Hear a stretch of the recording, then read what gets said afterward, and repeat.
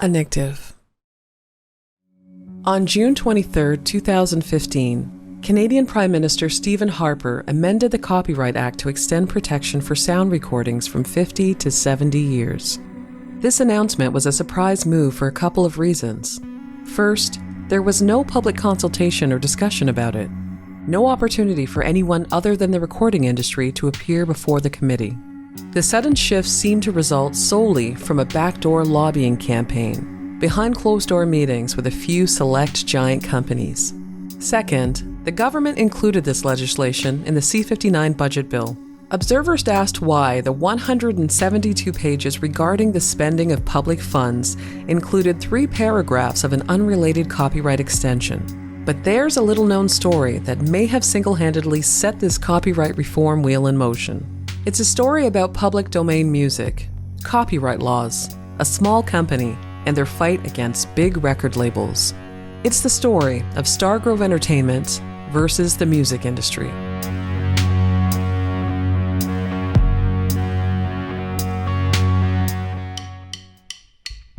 Sound recordings that have fallen into the public domain are legal to use. That means the public has the right to use, copy, and modify those recordings in any manner without permission. This potentially lucrative market piqued the interest of a small Canadian company, Stargrove Entertainment. Their business model would become manufacturing and selling pre-recorded public domain music. Stargrove realized that they could sell audio CDs at cutthroat prices because they would not need to obtain master recording licenses for these songs. The composition of the music for the desired recordings remained copyright protected, but Stargrove would only require a mechanical license from the copyright holder for each song it seek to use. Obtaining a mechanical license in Canada may be done in one of 2 ways. A buyer may contact the musical work copyright holder directly, but the much more common practice is to apply for a mechanical license issued by the Canadian Musical Reproduction Rights Agency, or the CMRRA, the music licensing collective that represents certain music publishers. In January 2015, Stargrove completed the CMRRA's application for the mechanical licenses for 44 songs. The hit list included Little Red Rooster by the Rolling Stones, It Ain't Me Babe by Bob Dylan, Fun Fun Fun by the Beach Boys, and Love Me Do and Can't Buy Me Love by the Beatles. At 8.3 cents per song, Stargrove Entertainment submitted a royalty payment to the CMRRA for $13,799.10. The CMRRA cashed the check, and the CDs went on sale in late January 2015, exclusively at retail giant Walmart. In-store and online, these greatest hits compilations sold for $5 apiece. The first week of sales exploded, selling 2,243 copies across the Walmart chain, bringing up a total of $11,215 retail dollars. Love Me Do proved to be the clear fan favorite, eventually becoming Walmart's top-selling CD in Canada. Stargrove, a small company, had gained market share by selling music at a lower price to Canadian consumers. And that's when the music industry freaked out.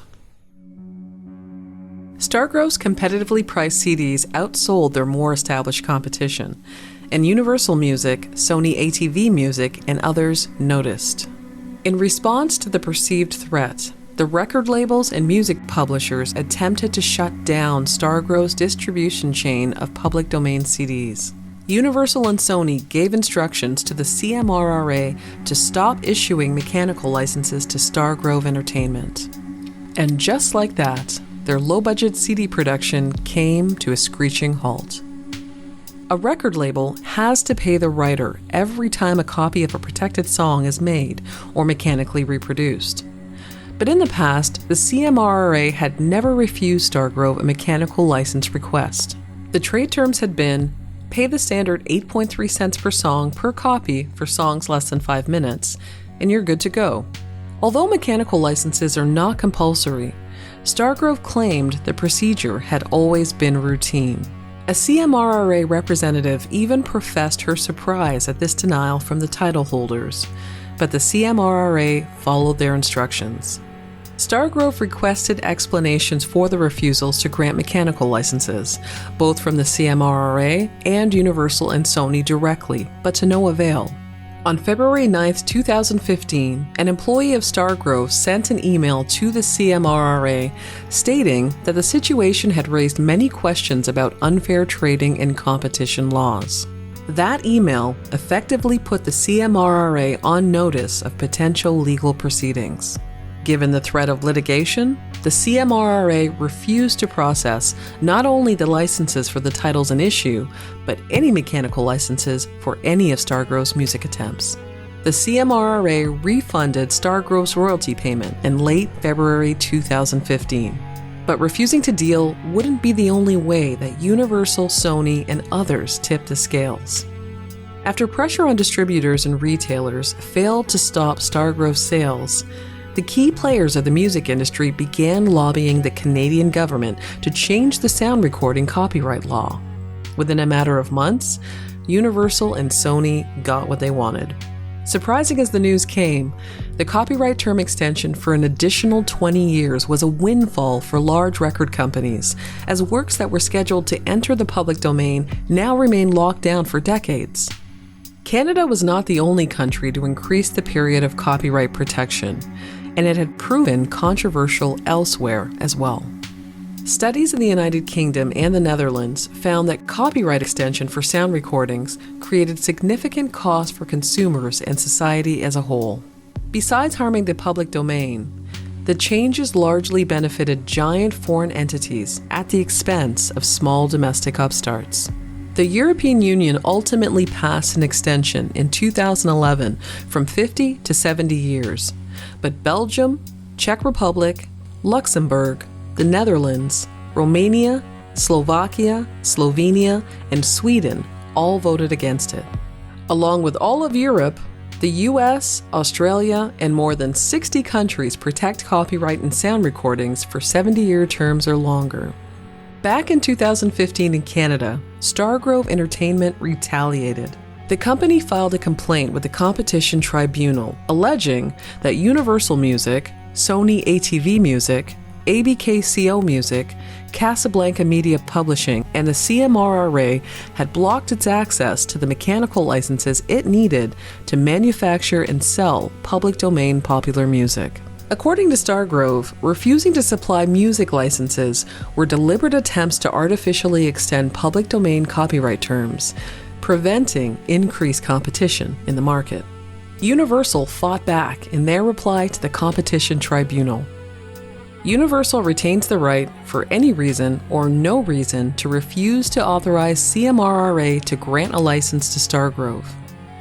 Under the Copyright Act, these rights give the copyright owners the sole right to exercise and to restrain others from exercising specific statutory rights in musical works. The publishers are simply exercising their right to exclude, which cannot be considered anti-competitive, as competition law does not treat a refusal to deal or license as anti-competitive in itself. According to Universal's filing, Stargrove's operations were illegitimate. Before 2015, Stargrove never had any business in making and selling CDs. And at the time Stargrove manufactured and distributed the CDs in issue, it was unlicensed to do so. While the settlement details remain confidential, you can still find Stargrove's audio CDs for sale on various websites, including Walmart. The particularly interesting fact is that while the CDs are unavailable on the Canadian Walmart website, they are available on the American site. It appears that Walmart in the United States has circumvented its copyright laws, taking advantage of Canada's shorter term of protection by selling neighboring imports. As for public domain music in Canada, the 2015 copyright extension does not revive the copyright of works whose term has already been extinguished.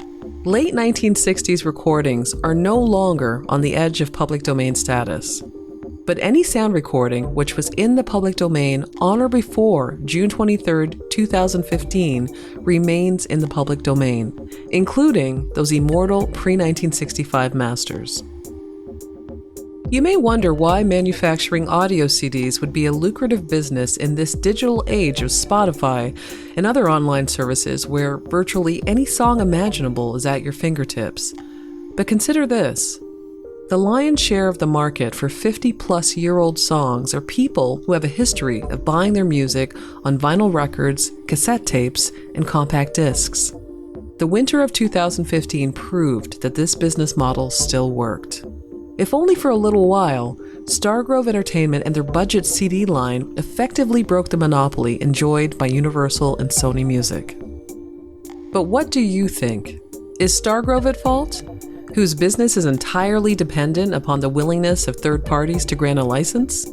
Are the major record labels and publishers at fault for privatizing public domain music for as long as possible? You tell us. Until next time.